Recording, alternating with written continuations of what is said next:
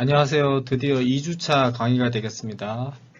오늘은 불린 수식을 나타내는 여러가지 방법들을 앞 시간에 보았는데 이제 그 방법들 중에 수식을 불린 익스프레션 그 자체에 좀 더 집중해서 어떻게 식을 여러가지 방법으로 나타낼까 하는 것과 그 여러가지 방법으로 나타내기 때문에 어떤 한 불린 펑션에 대한 유일한 표현이 필요한데 그 특정 불린 펑션을 식별하기 위한 유일한 표현 방법을 우리가 캐노니컬 폼이라고 합니다. 그 캐노니컬 폼을 나타내는 방법 이렇게 두 가지를 배우도록 하겠습니다.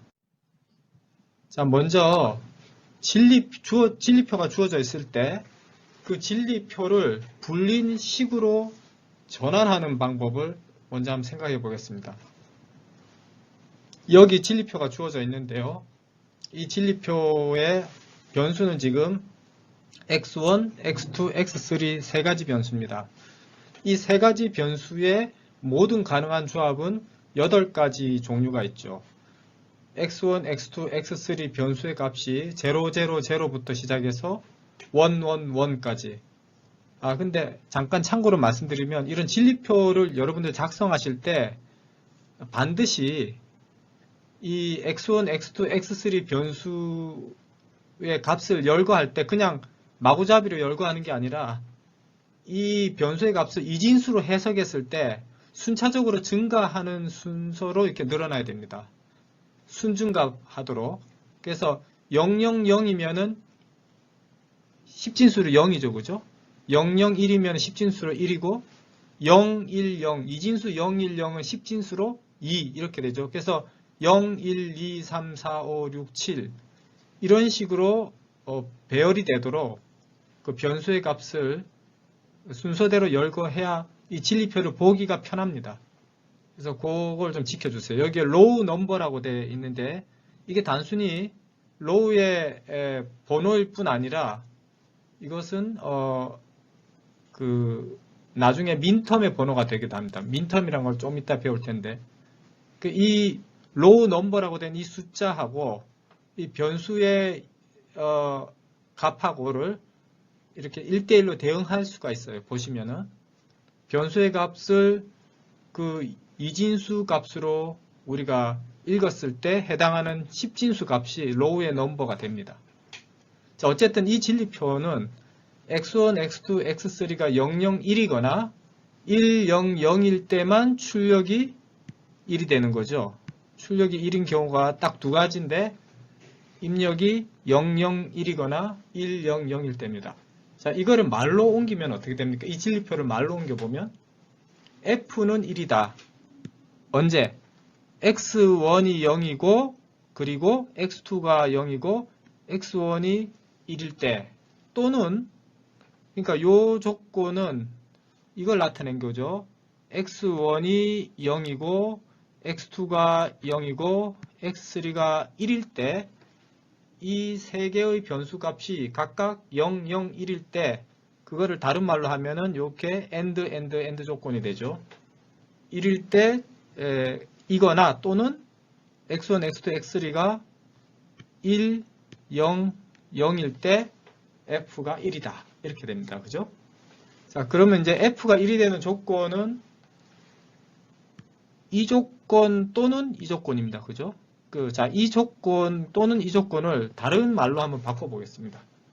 x1이 0이고 x2가 0이고 x3가 1이다라는 이 말은 다르게 표현하면은 이 식이 1이다 라고 말할 수 있겠습니다. x1 프라임, x2 프라임, x3가 1이다 이렇게 말하는 것과 같은 조건이죠. 그죠? 이렇게 될 조건, 이 조건과 이 조건은 같습니다. 그죠? 왜냐하면은 x1이 0이고 x2가 0이고 x3가 1일 때 이 식이 1이 되니까 그 외 값을 가질 때는 이 식이 1이 될 수가 없죠. 따라서 두 번째 조건도 x1이 1이고 x2가 0이고 x3가 0이다 라는 말은 바꿔 말하면은 이럴 때라고 말할 수 있습니다. x1, x2 바, x3 바가 1일 때라고 말할 수 있어요. 그러면은 자, 처음에 이 말로 된 식을 다시 한번 바꿔볼 수가 있겠습니다. 그죠? 자, 여기 조건을 그러니까 P1 조건, 요때를 P2 조건이라고 할 때 P1 조건, P1을 이제 요렇게, P2를 요렇게 이제 식으로 우리가 썼을 때 F1은 P1이 1이거나 P2가 1일 때 F가 1이다. 이렇게 바꿔서 말할 수 있겠죠? 자, 여기서 P1, P2를 이용해서 식을 이제 쓸 수가 있는데 F는 P1 또는 P2 이렇게 식을 쓸 수가 있어요. 자, 이 F가 1이 되려면은 P1이 1이거나 또는 P2가 1이면 되죠. 그래서 요 말하고 요 식하고 똑같은 말이 됩니다. P1이 1이거나 P2가 1이면 F가 1이다를 식으로 표현하면 F는 P1와 P2 이렇게 쓸 수가 있어요. 자, 여기서 P1, P2 자리에 요 식을 요 식을 우리가 이제 프로덕트 텀이라고 부릅니다. 곱으로 형성되어 있죠. 세 개의 리터럴이 곱의 형태로 결합되어 있기 때문에 이거를 프로덕트 텀이라고 이렇게 부릅니다. 그래서 요렇게 이제 식을 쓸 수 있겠어요. x1 프라임, x2 프라임, x3 플러스 x1, x2 프라임, x3 프라임 이라고 이제 쓸 수 있습니다. 자, 진리표를 불린 익스프레션으로 바꾸는 거는 지금 이렇게 하나하나 따지면서 했는데 결국 어떤 뜻이 됩니까? F가 1인 부분들을 다 모아가지고 그 F를 1로 만드는 입력 조건들을 나타내주는 프로덕트 텀들을 합의 형태로 결합하면은 그 진리표에서 말하는 그 불린식을 얻을 수가 있다. 이런 말이 되겠죠. 자, 이전 슬라이드에서 진리표를 불린식으로 만들 때 그때 사용된 불린식에 나타난 그 프로덕트 텀들의 형태를 다시 생각해 보시면은 모든 변수들이 각각의 프로덕트 텀이 다 나타나 있었죠. 예, 그러한 프로덕트 텀을 우리가 민텀이라고 부르는데요. 지금 민텀에 대해서 조금 더 설명해 보겠습니다. 먼저 용어 정리를 하겠는데요. 리터럴이라고 하는 용어가 있습니다. 리터럴은 어떤 변수 그 자체 또는 그 변수의 컴플리먼트 폼, 그걸 리터럴이라고 불러요. 예를 들어서 x1이라는 변수가 있으면은 x1이라는 변수 이렇게 써도 리터럴이 되고요. x1에다가 이렇게 프라임을 붙여줘도 이것도 하나의 리터럴이라고 부릅니다. 그러니까 이 두 개 다 x1이라는 변수인데 x1이라는 변수가 두 가지 형태를 가지죠. 이 두 가지 다 개별적인 리터럴로 우리가 봅니다. 그래서 어떤 식이 있을 때 식에 x1, x2, x3, x3에는 뭐 바가 붙어 있고 x1과 x2는 바가 안 붙은 형태고 이런 거라고 할 때 이걸 리터럴이 몇 개냐라고 물어보면 우리가 리터럴이 3개다 이렇게 말합니다. 변수가 몇 개 있냐 여기에 이렇게 물어보면 변수가 3개 있다 이렇게 말합니다. 그런데 이제 여기서 조금 더 나가서 뭐 예를 들어 더하기 뭐 x3 이렇게 하면은 변수는 몇 개냐 그러면 변수는 x1, x2, x3 3개가 있죠. 그렇죠? 하지만 리터럴은 4개가 됩니다. x1, x2, x3 바, x3 이렇게 해가지고요. 자, 이렇게 이제 변수가 실제로 나타날 때 그 컴플리먼티드 된 폼으로 나타날 수도 있고 그냥 원래 모양 그대로 나타날 수 있는데 이런 걸 다 우리가 리터럴이다 라고 부릅니다.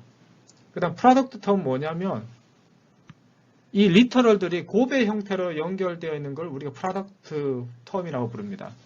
지금 이런 게 이제 프로덕트 텀이죠. 근데 잘 보시면은 one or more 리터럴이라고 되어 있으니까 변수 하나만 달랑 있는 것도 그러니까 리터럴 하나만 있는 것도 프로덕트 텀이라고 부를 수 있어요. 그러니까 지금 요 식은 프로덕트 텀이 2개 있는 식입니다. 그래서 하나의 프로덕트 텀은 리터럴 3개짜리고 또 하나의 프로덕트 텀은 리터럴 하나짜리고 이렇게 되는 거죠. 그러니까 변수 그 자체도 그 자체만 있을 때는 그것이 변수가 하나고 또 리터럴도 하나의 식이고 동시에 프로덕트 텀이라고도 부를 수도 있다는 거죠. 자, 그리고 그럼 프로덕트 텀은 이제 뭔지 아시겠죠? 이렇게 리터럴들이 곱으로 연결된 걸 우리가 프로덕트 텀이라고 부릅니다. 이 프로덕트 텀들 중에서 모든 변수가 다 나타나는 프로덕트 텀, 다시 말해서 제일 복잡한 형태의 프로덕트 텀이 우리가 민텀입니다. 민텀을 뭐라고 정의하냐면은 민텀은 프로덕트 텀이다. 그리고 in which each of n input variable appears once. 모든 베리어블들이 n개의 베리어블들이 한 번씩 다 그 프로덕트 텀에 나타나는 그런 프로덕트 텀을 민텀이라고 부른다. 이렇게 이제 민텀을 정의하겠습니다. 그러면은 이제 변수의 개수가 정해지면은 나타날 수 있는 민텀의 경우의 수도 이제 정해지겠죠. 자, 예를 들어서 변수의 개수가 3개다. 그러면은 모든 민텀들은 변수 3개로 구성됩니다. 그러니까 리터럴이 3개가 이렇게 한 프로덕트에 나타날 거예요. 근데 각각의 리터럴이 나타날 때 경우의 수가 variable may appear either complemented form or uncomplemented form. 그러니까 리터럴이 두 가지 형태가 있으니까 자, 맨 앞에는 x1이 오거나 또는 x1 바가 오거나 그죠? 두 번째는 x2가 오거나 x2 바가 오거나 세 번째는 x3 또는 x3 바가 오거나 이렇게 할 수 있어요. 그러니까 경우의 수는 총 8가지가 되는 거죠. x1바, x2바, x3바 이렇게 모두 바가 붙은 것부터 시작해서 바가 하나도 없는 것만 모아놓은 것까지 해서 8개 종류가 있습니다. 예. 그리고 이제 이 각각의 민텀들을 우리가 이름을 간단한 이름을 붙여주는데 소문자 m하고 숫자를 옆에 붙여줘요. m0, m1, m2, m3 이런 식으로 이제 민텀을 간단하게 부르는 이름이 있는데 이 이름에서 이제 식별되는 게 숫자 부분이죠. 0, 1, 2, 3 이렇게 나가는 게 있는데 요건 어떻게 붙인 거냐면은 요 숫자 0가 무엇에 해당하냐면은 이 민텀을 1로 만드는 조건이 있습니다. 즉, 이 경우 M0 같은 경우에는 X1, X2, X3가 모두 0일 때죠.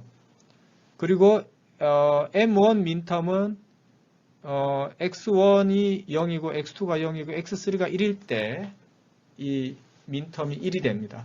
그 민텀이 1이 되게 만들어주는 조건 값, 그 변수 값들을 X1, X2, X3 순서대로 이렇게 나열했을 때 그거를 이진수로 하나의 이진수로 보고 요 이진수를 10진수로 표기하면은 그것이 이제 민텀의 번호가 되는 겁니다.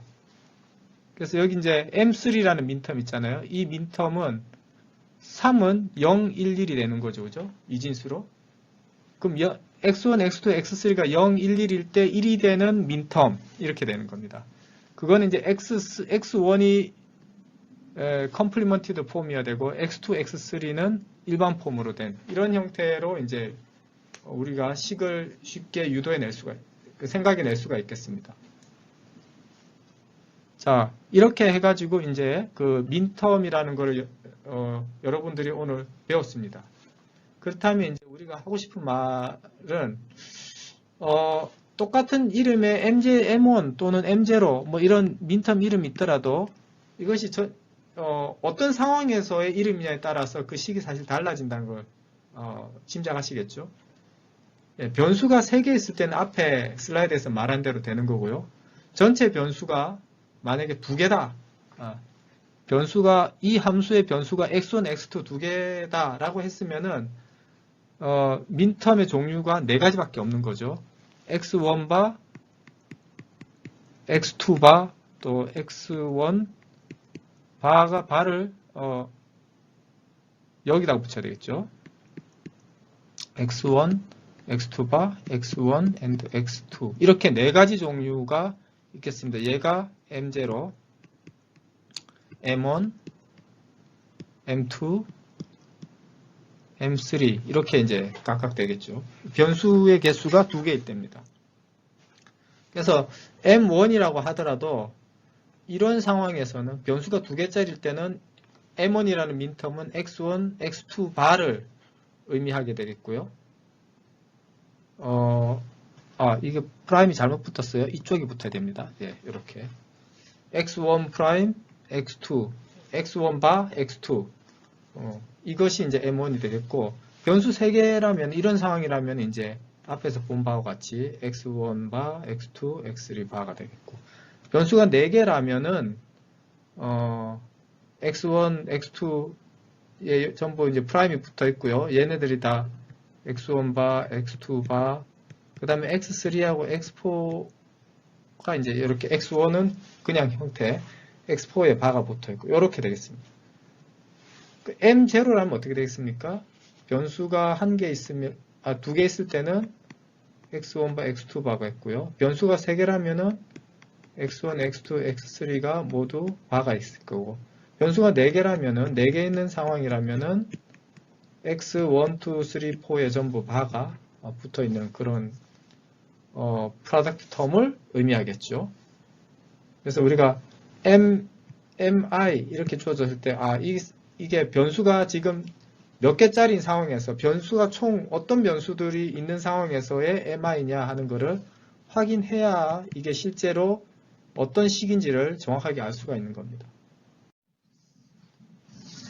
자, 이런 그 민텀들의 합으로 우리가 결국은 이제 진리표를 나타낼 수가 있겠죠. 진리표라고 하는 거는 여기에 여러 가지 그 모든 가능한 경우의 수들이 입력 변수의 경우의 수들이 열거가 되고 각각에 대해서 변수 값이 함수의 값이 1인지 뭐 0인지 이렇게 표시가 다 되는 거잖아요. 요때 함수를 1로 만들어주는 요 조건, 요 입력 조건에 해당하는 민텀들의 합을 우리가 그 진리표를 나타내는 분리식이라고 이렇게 얘기를 했습니다. 그래서 진리표하고 sum of minterm 관계는 서로 1대1 대응 관계에 있다고 말할 수 있습니다. 진리표가 주어지면은 해당하는 sum of minterm을 구할 수가 있고요. 또 sum of minterm을 주면은 그걸 가지고 진리표를 만들 수도 있고 서로 왔다 갔다 하는 것이 되겠습니다. 또 이제 모든 불링 펑션은 진리표로 나타낼 수 있잖아요. 어떤 불링 펑션이든지 그 불링 펑션에 대응하는 진리표, 트루스 테이블이 있는 거고요.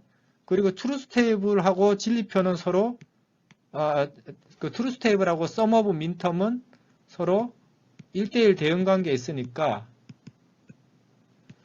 진리표, sum of minterm, 그 다음에 불린 펑션 관계 간에는 서로 대응 관계가 성립하겠죠. 예. 진리표하고 sum of minterm은 서로 이제 유일하게 한 가지 표현 방법밖에 없으니까 얘는 원투원 대응 관계라고 할 수 있고요. 불린 펑션은 이제 다른 말로 이거를 다르게 표현할 때 우리가 익스프레션 식으로 표현도 되잖아요. 불린 익스프레션으로. 그러니까 식으로 표현하는 방법은 여러 가지가 있을 수 있으니까 이 여러 가지 표현 방법들하고 진리표는 1대1 대응은 아닙니다. 1대 다 대응이 되겠죠. 자, 그리고 이제 sum of minterm을 표현하는 좀 간단한 방식을 알아보겠는데요. 이런 식으로 sum of minterm을 표현할 수도 있습니다. 아까 민텀들에게 이름을 우리가 다 붙여줬잖아요. M0, M1, M2, M3 이런 식으로.